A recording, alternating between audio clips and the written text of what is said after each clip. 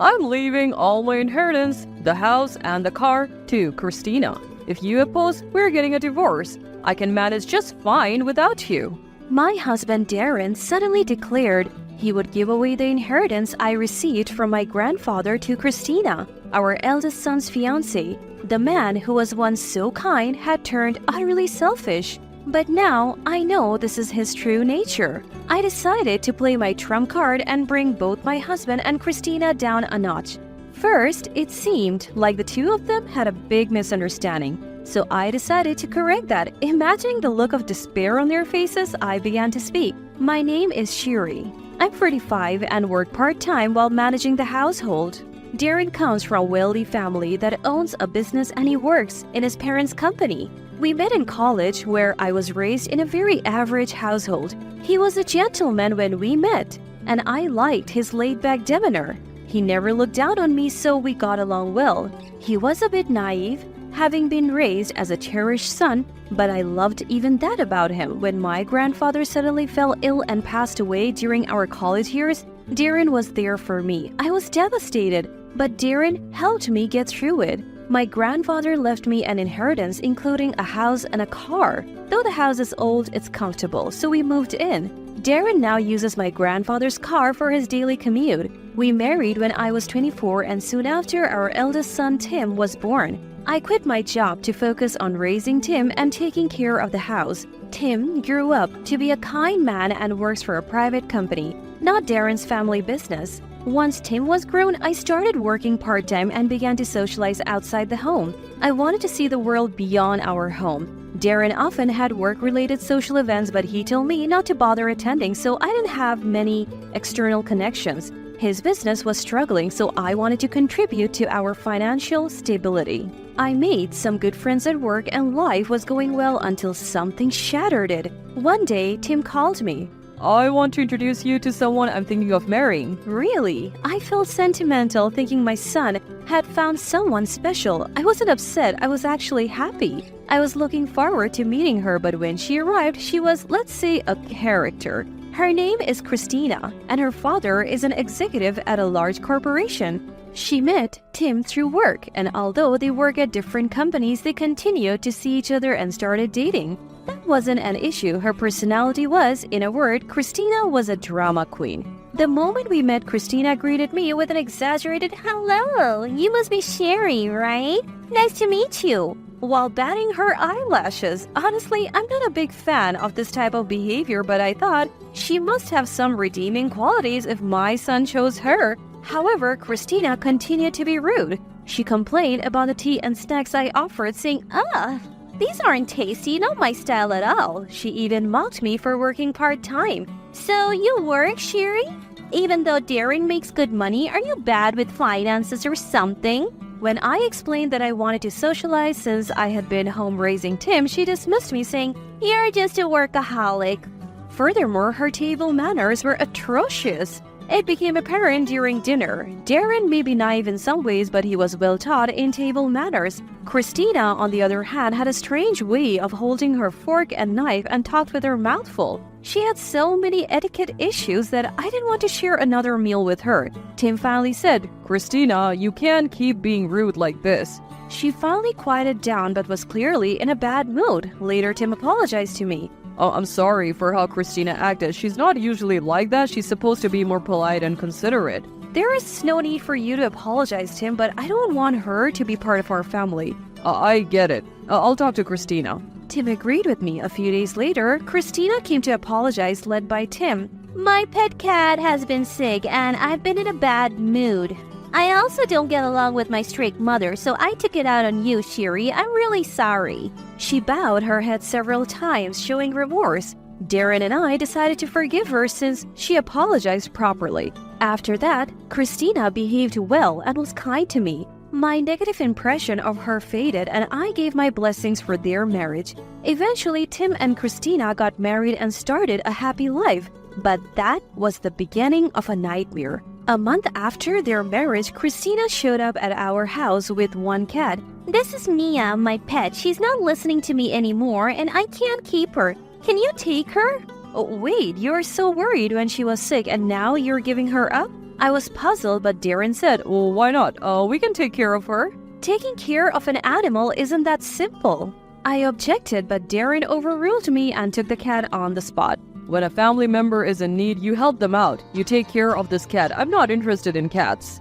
Darren said this and retreated to his room. He and Christina seemed to get along well, maybe because they both come from wealthy backgrounds, but treating an animal's life so carelessly made me lose trust in him. I tried to find a new home for Mia the cat but had no luck. In the end, I took care of her myself. Mia turned out to be adorable and grew attached to me. It was a good thing, but Christina continued to make unreasonable demands like asking for money or help with chores. Darren indulged her every whim and dumped all the responsibilities on me. I grew increasingly frustrated and suspicious of their motives. I decided to consult him and do some digging on those two. One day, I came home from work to find Christina at our house again. Actually, I had something to discuss with both Christina and Darren, so the timing was perfect. But then Darren dropped a bombshell. "I want to give all my inheritance, the house and the car, to Christina." What? I was stunned. You mean the inheritance, house, and car that I inherited from my grandfather?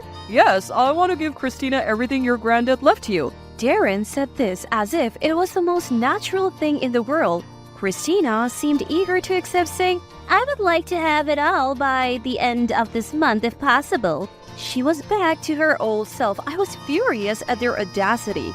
Darren, seeing my displeasure, yelled, "Shut up! I'm giving everything to Christina. If you oppose, we're getting a divorce.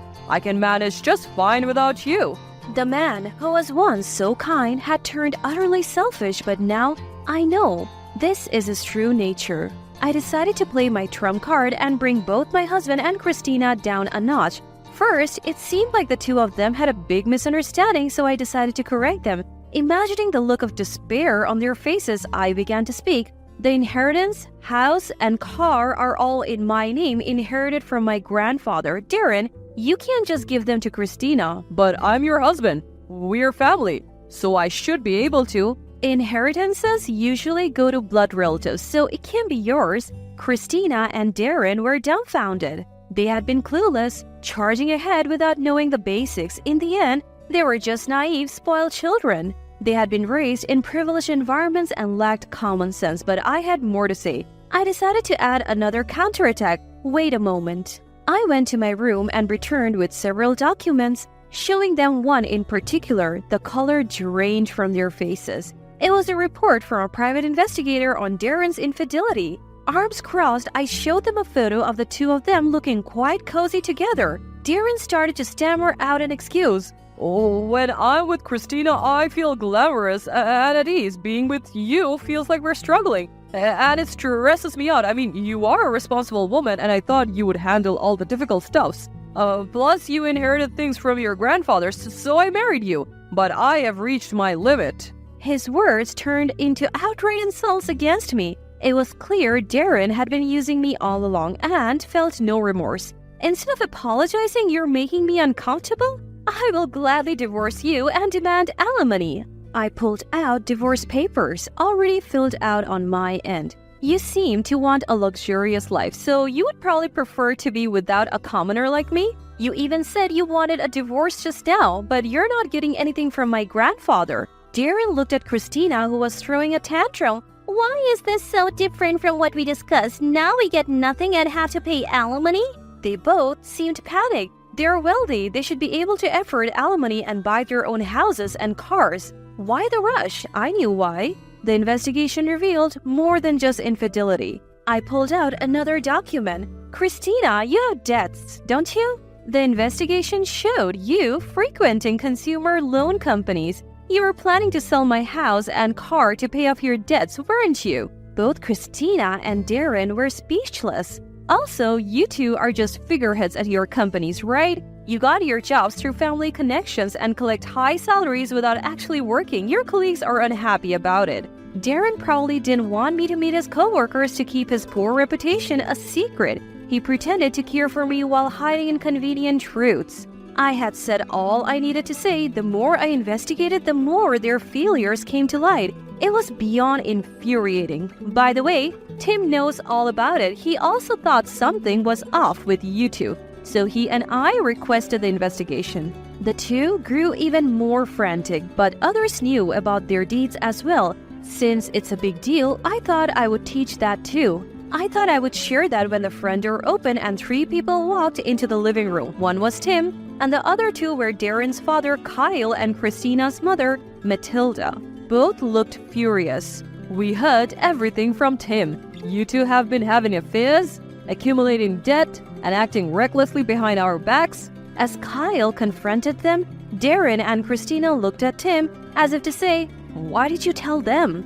Tim spoke sternly. I had a talk with Mom about this. We decided to inform both families about your and Dad's wrongdoing and take some sort of action. I can't forgive Christina's affairs and debts either. Tim was unusually angry. Christina hesitantly asked Tim, "Honey, when you say both families, does that mean people other than your mom know too?" Tim nodded. Yes, in your case, your dad, your grandfather, and your grandmother know. Soon enough, the whole family will know one day. Christina covered her face with her hands, looking like she was about to cry. "If everyone finds out about this, I can't go on living." Matilda glared at Christina. "Christina, you have really done it now." I heard that Christina's mom, Matilda, is strict about manners and would never tolerate infidelity. "Ever since you were little, you have been selfish. I was worried you wouldn't grow up to be a decent adult. I was strict with you because I loved you, even though you kept rebelling against me." Christina looked startled. It seemed like she finally realized her parents' love, but unfortunately, it was too late.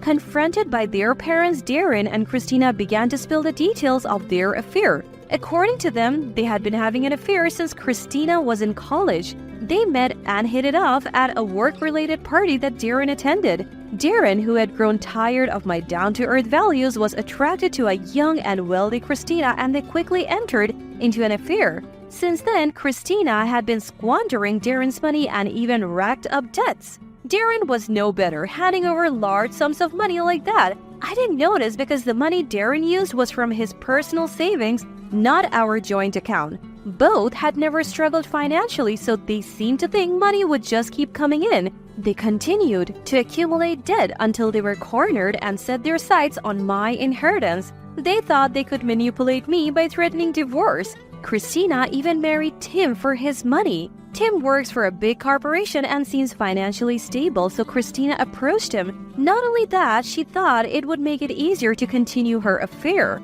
What's even more unforgivable is that Darren was the one who suggested the marriage. Darren had the audacity to use his own son to facilitate his affair. But it seems Christina didn't like me at first sight and acted rudely. She almost jeopardized the marriage, so she pretended to repent to secure it. After hearing everything, Kyle was furious beyond words. "Oh, Darren is so selfish. I'm firing him." Hearing this, Darren was shocked. You're kidding, right? I gave money to Christina, so I don't have any savings left. You got me this job through your connections, and you've been paying me well. Look, I've been lenient because you're my son, but this is the last straw. Being soft on you isn't helping you. Plus, you know our company is struggling, right? We can't afford you anymore. The staff is fed up. You're fired. You're in your 40s. Figure it out yourself. Matilda said the same thing to Christina. "You've been messing with Tim and causing a lot of trouble for Sherry. Keeping you in the company will only bring harm. My husband and I have decided to fire you. Plus, there are allegations that you have been embezzling company funds. Multiple employees have tested that you have extorted money from them." "Oh, what? How did you find out?" In her panic, Christina confessed. She was trembling. "You are going to the police. Just because we are family doesn't mean I'll go easy on you." Faced with her crimes, Christina slumped, defeated. Then I served Darren with divorce papers again. Tim also pulled out divorce papers and showed them to Christina. I can never consider Darren as family again. Let's get this divorce over with. I feel the same, Christina. I can't love a woman who cheats with her own father and commits crimes. Darren and Christina hesitated, but when Matilda sternly said, "You have caused enough trouble. Sign the divorce papers," they complied.